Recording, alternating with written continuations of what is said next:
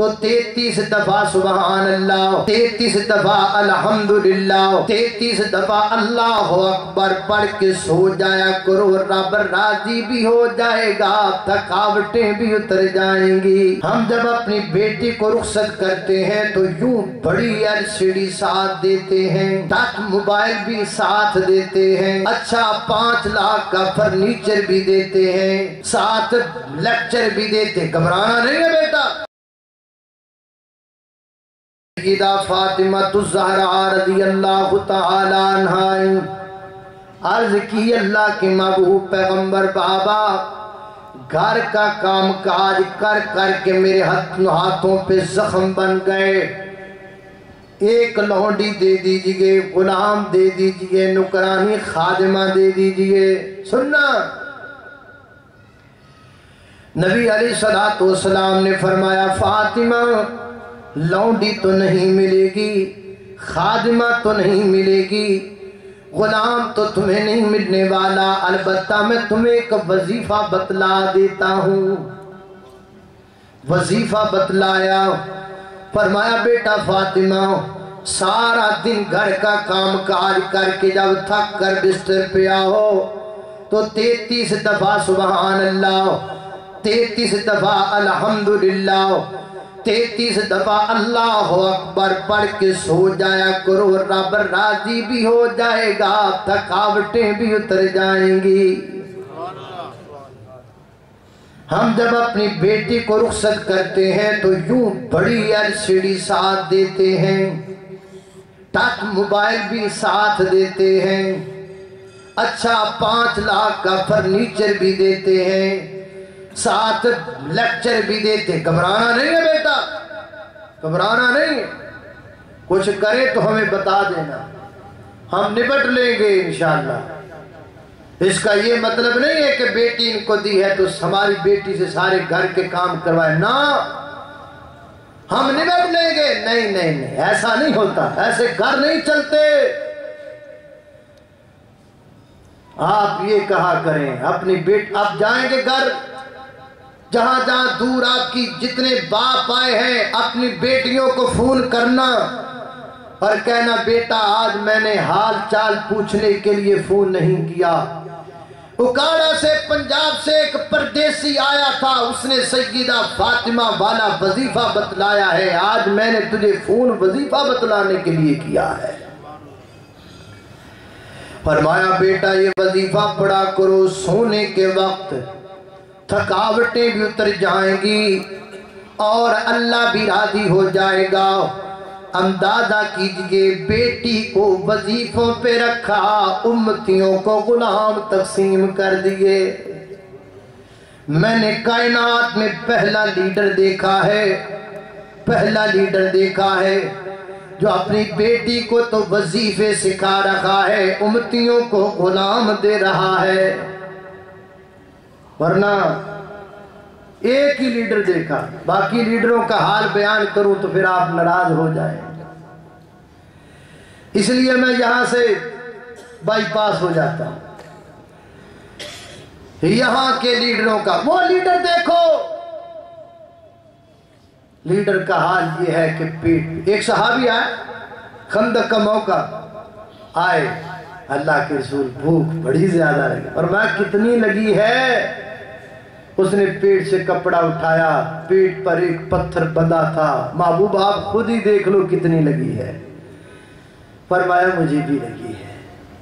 اللہ کے محبوب پیغمبر آپ کو کتنی لگی ہے؟ فرمایا تو نے ایک پتھر باندھا ہے، میں نے 2 پتھر باندھے ہیں، تم خود ہی اندازہ کر لو مجھے کتنی لگی ہے۔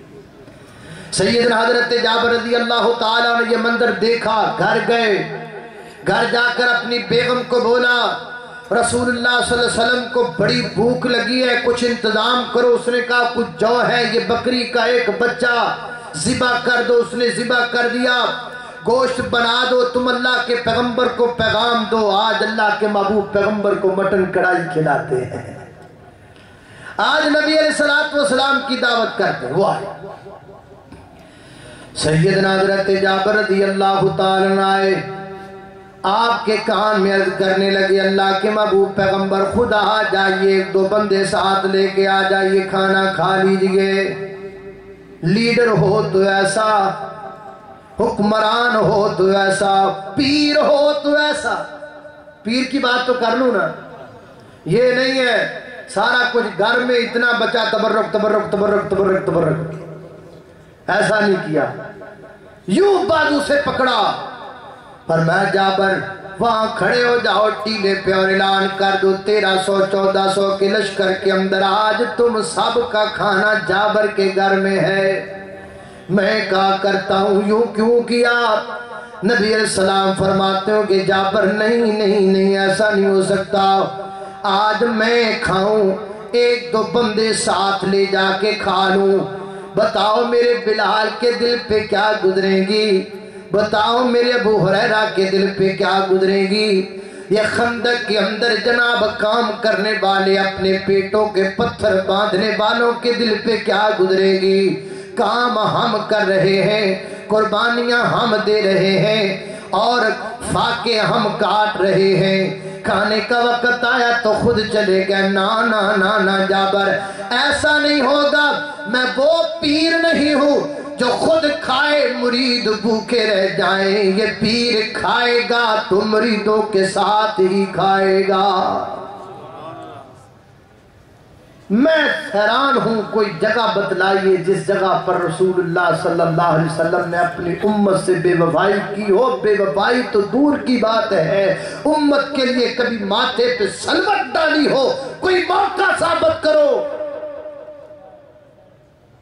سب کچھ قربان کر دیا، پیٹ پہ پتھر بندھے ہوئے، یہاں اتنے بڑے بڑے ڈیم ہیں بھرنے کا نام ہی نہیں لیتے۔ کہتے ہیں ملک میں ڈیموں کی کمی ہے، میں کہتا ہوں اتنے بڑے بڑے بھرتے ہی نہیں ہیں، کب کمی ہے؟ اور وہاں پیٹ پہ پتھر ہے، کھانے کو کوئی نہیں، گھر میں بھی کھانا نہیں، ایک مہینہ آگ نہیں جلتی، لیکن پھر بھی پرواہ نہیں ہے، پھر بھی ٹینشن نہیں ہے، پھر بھی امت کا فکر ہے، پھر بھی امت کو غلام تقسیم ہو رہے ہیں، پھر بھی امت کو مال دیا جا رہا ہے، پھر بھی امت کے لیے رویا جا رہا ہے۔ اور یہ امت کیا کر رہی ہے؟ امت کی حالت کیا ہے؟ امت اللہ کے دین کے لیے خرچ کرنے کے لیے تیار نہیں، امت اللہ کے دین پر پیسے لگانے کے لیے تیار نہیں، امت اللہ کے دین کے اوپر پیسہ لگانے کے لیے تیار نہیں۔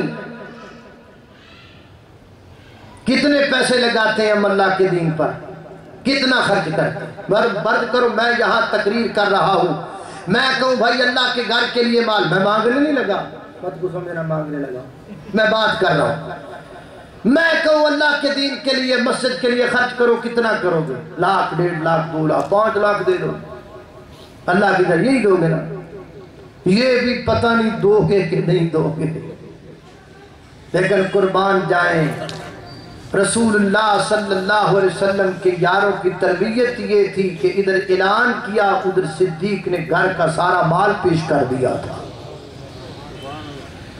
میرے محترم بھائیو، سارا مال اللہ کے دین کے لیے نبی پاک علیہ السلام نے قربان کر دیا۔ جب آپ دنیا سے گئے تو کچھ نہیں تھا گھر کے اندر، یہی تعلیم دی آپ نے اپنے صحابہ کو۔ خلیفہ بلا فصل سیدنا حضرت ابوبکر صدیق رضی اللہ تعالیٰ دنیا سے جا رہے ہیں، حالت یہ ہے کہ جو کفن کے لیے بھی پیسے گھر میں موجود نہیں۔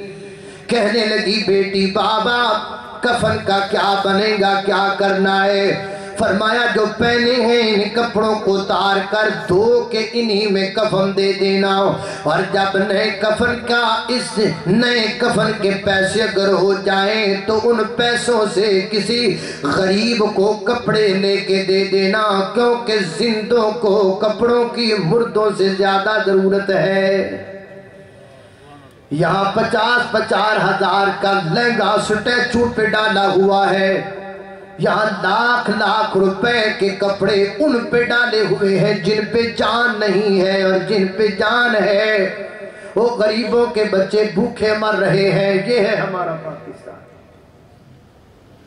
اللہ ہمارے ملک کے حال پہ رحم کر دے، اللہ ہمارے ملک کو برکتوں سے نوازے، یا اللہ ہمارے وطن عزیز پاکستان کو ترقیوں سے نواز دے۔ اللہ اکبر، اللہ توجہ کرنا، قدرات محترم غور کرنا، یہ رہا آپ کا مال جو قربان ہو گیا امت پر۔ آخری حصہ میری گفتگو کا، اولاد کا جہاں تک تعلق ہے تو کون کون سے دکھ نہیں دیکھے میرے پیغمبر کی بیٹیوں نے اسلام کی خاطر، کون کون سے دکھ برداشت نہیں کیے میرے پیغمبر کی بیٹیوں نے اسلام کی خاطر۔ آپ کا بیٹا ہے دنیا سے چلا گیا، یوں آپ کے ہاتھوں میں بیٹا رخصت ہو گیا، دم توڑ گیا، باہر دشمنان اسلام کہہ رہے اچھا ہوا آج محمد کا بیٹا صلی اللہ علیہ وسلم دنیا سے چلا گیا، کل یہ بھی چلا جائے گا، اس کا نام و نشان مٹ جائے گا۔ آسمان سے آواز آئی انا اعطیناک الکوثر، گھبرا نہیں میرے محبوب پیغمبر، یہ مٹ جائیں گے، ان کا نام مٹ جائے گا، تمہارا نام قیامت تک چمکتا رہے گا، دمکتا رہے گا۔ گھر پہ فوت ہو تو کوئی بھی ایسے نہیں کرتا، بڑے سے بڑا دشمن بھی کہتا یار ان کے گھر میں فوت، وہ اتنے بڑے دشمن تھے کہ آپ کا بیٹا آپ کے ہاتھوں پہ ہے اور وہ اتنی بڑی باتیں کرے، یہ دشمنی ہے کیا؟